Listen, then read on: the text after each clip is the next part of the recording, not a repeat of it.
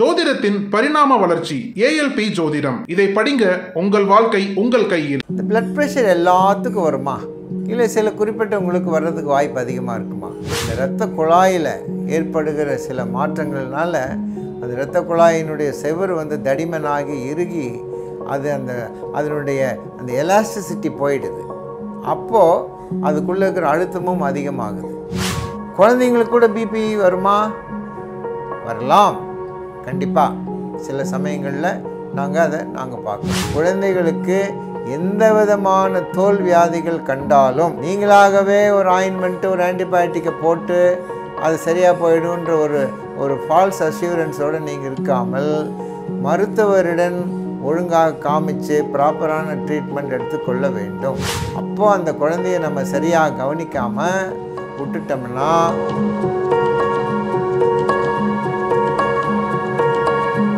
வணக்கம், நான் டாக்டர் ராஜேந்திரன் தான் பேசுகிறேன். நம்ம பிளட் ப்ரெஷரை பற்றி நம்ம பேசிகிட்ருக்கோம். இதனுடைய தொடர்ச்சியாக இன்றைக்கு நம்ம பார்க்க போகிறது, இந்த பிளட் ப்ரெஷர் எல்லாத்துக்கும் வருமா, இல்லை சில குறிப்பிட்டவங்களுக்கு வர்றதுக்கு வாய்ப்பு அதிகமாக இருக்குமா? இது ஒரு சாதாரணமாக எல்லா நோயாளிகளும் கேட்கிறது தான். ஸோ இதற்கான ஒரு சாதாரணமான ஒரு பதிலை நான் சொல்லலான் இருக்கேன். யாருக்கு வேணாலும் பிளட் ப்ரெஷர் வரலாம். நான் ஆரம்பத்திலே சொன்ன மாதிரி படித்தவங்களுக்கோ படிக்காதவங்களுக்கோ நகரவாசிக்கோ கிராமவாசிக்கோ இல்லை வளர்ந்த நாடுகளுக்கோ வளரும் நாடுகளுக்கோ கிடையாது. யாருக்கு வேணாலும் இது வரலாம். ஆனால் சில பேர்த்துக்கு அதிகமான அளவில் வருது.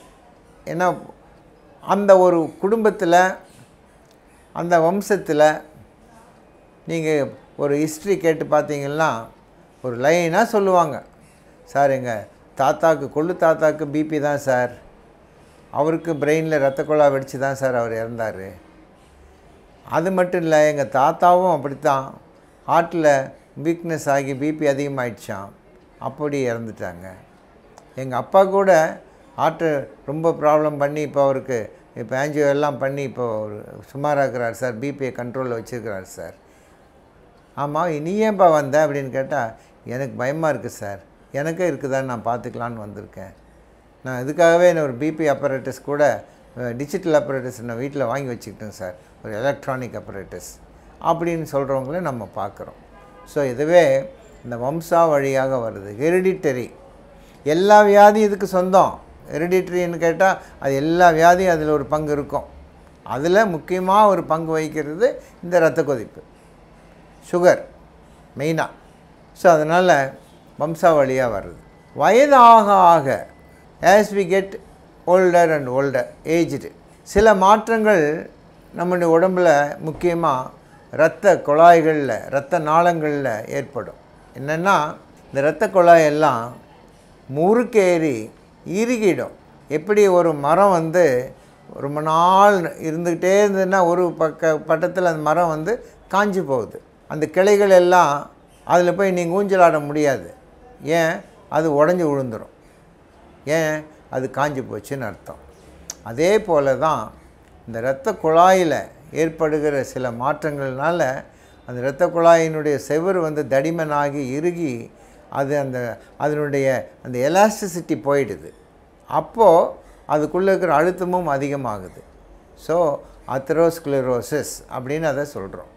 ஸோ இரத்த குழாய்கள் இறுகி போகிற தன்மை, இது ஏஜ்டு பர்சன்ஸுக்கு வரும்.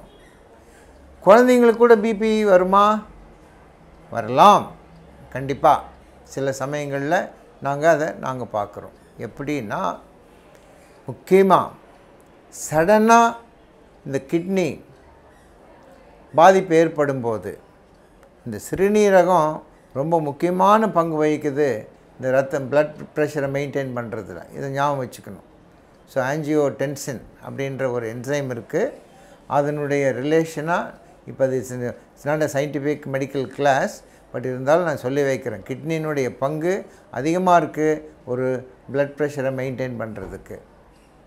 ஹார்ட்டுக்கு அதில் பங்கு இருக்குதோ இல்லையோ, கிட்னியினுடைய பங்கு ரொம்பவே இருக்குது ஒரு ரத்த அழுத்தத்தை நிர்ணயம் பண்ணுறதில்ல. எப்படின்னா சடனாக ஒரு கிட்னி 2 கிட்னியுமே பாதிக்கப்படும். எப்படின்னு சொன்னால் சரியான முறையில் கவனிக்கப்படாத வைத்தியம் பண்ணப்படாத சாதாரண சொறி சிரங்கு. திருப்பி நான் சொல்கிறேன், சாதாரண சொறி சிரங்கு. இதை நம்ம சரியானபடி கவனிக்காமல் வைத்தியம் பண்ணாமல் விட்டுவிட்டால் அந்த குழந்தை மாத்திரம் பாதிக்கப்படல, ஹோல் ஃபேமிலியும் அப்புறம் சொரிஞ்சிக்கிட்டு வருவாங்க. குடும்பத்துக்கே அது இட்ஸ் எ கண்டேஜியஸ் டிசீஸ். எல்லாத்துக்கும் தொற்றிக்கொள்ளக்கூடிய ஒரு சொறி சிரங்கு.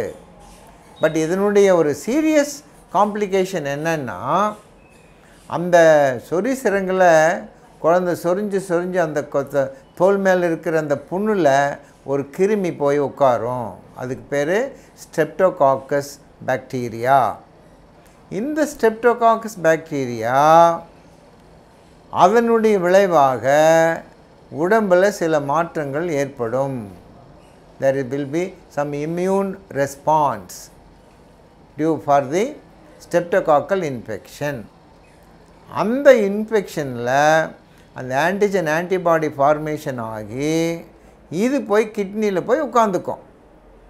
இதனால் குழந்தைக்கு சடுமென்று ஒரு இரத்த கொதிப்பு ஏற்பட்டுடும், மூச்சு திணறல் ஏற்படும், முகமெல்லாம் வீங்கிக்கும், காலே வீங்கிக்கும், உடம்பே வீங்கிடும், யூரினே போகாது. அந்த நிலைமையில் போகும்போது பேஷண்ட்டுக்கு பிளட் ப்ரெஷர் அதிகமாக இருக்கும். அக்யூட் கிளாமருலோ நெஃப்ரைட்டிஸ், AGN அப்படின்னு அதை சொல்கிறோம். இது ரொம்ப ரொம்ப முக்கியம்.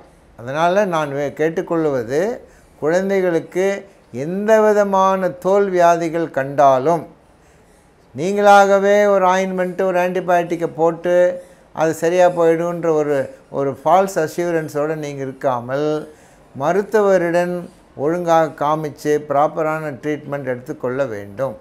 இதை நான் ஒரு வேண்டுகோளாக வைக்கிறேன்.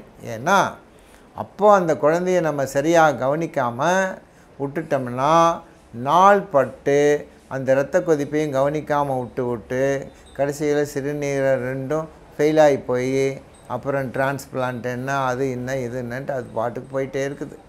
இதெல்லாம் தேவையில்லாத ஒரு காம்ப்ளிகேஷன்ஸு. இதெல்லாம் தடுக்கப்பட வேண்டிய ஒரு காம்ப்ளிகேஷன்ஸ். அதனால் கிட்னி டிசார்டர்ஸ் ரொம்ப ரொம்ப முக்கியம். கிட்னியினுடைய இரத்த ஓட்டம், கிட்னியினுடைய ஃபங்க்ஷனு, இன்ஃபெக்ஷனு, அப்புறம் கிட்னியில் வந்து யூரின் போகிற இடத்துல இருக்கிற அடைப்பு, குழந்தைங்களுக்கு அந்த போஸ்டீரியர் யூரித்ரல் வால்வ் அப்படின்னு சொல்கிறோம். அதனால் அந்த மூத்திரப்பைக்கும் அந்த வெளியில் போகிற அந்த கதவுக்கு நடுவில் ஒரு வால்வு மாதிரி இருந்து அது யூரினே போக வைக்காது. அதனால் பிளாடரில் யூரின் சேர்ந்து அதனால் இன்ஃபெக்ஷன் வந்து அசெண்டிங் இன்ஃபெக்ஷன் ஆகி கடைசியில் 2 கிட்னியும் பாதிக்கப்படும். ஸோ இது ரொம்ப முக்கியம். ஸோ குழந்தைகளுக்கு சில சமயங்களில் ஒரே ஒரு கிட்னி இருக்கலாம். they are born with only single kidney அப்படின்னு இருக்காங்க. அந்த கிட்னி ஏதோ ஒரு காரணத்தினால பாதிக்கப்படும் போது சடுதியில் அவங்களுக்கு கிட்னி ஃபெயிலியர் ஆகி ஹை பிளட் ப்ரெஷர் ஆகி அதனுடைய காம்ப்ளிகேஷன்ஸ் வருது. சில சமயத்தில் எண்டோக்ரைன் டிசார்டர்ஸ், அட்ரினல் டியூமர்ஸ் அப்படின்னு சொல்கிறோம். ஸோ இந்த மாதிரி கண்டிஷன்ஸ்லாம் வரக்கூடிய பிளட் ப்ரெஷர், அதுக்கு பேர் செகண்டரி ஹைப்பர் டென்ஷன். அதெல்லாம் இல்லாமல் இதுக்கு வேறு காரணம் இல்லை, இது வந்து ஒரு குடும்ப வழியாக வருது, வயசாகும்போது வருது, ஸ்ட்ரெஸ்னால் வருது, இதுக்கெல்லாம் பேர் simple primary hyper tension R essential hyper tension. இதை பற்றின ஒரு தொடர்ச்சியை வரும் காலங்களில் நம்ம பார்க்கலாம்.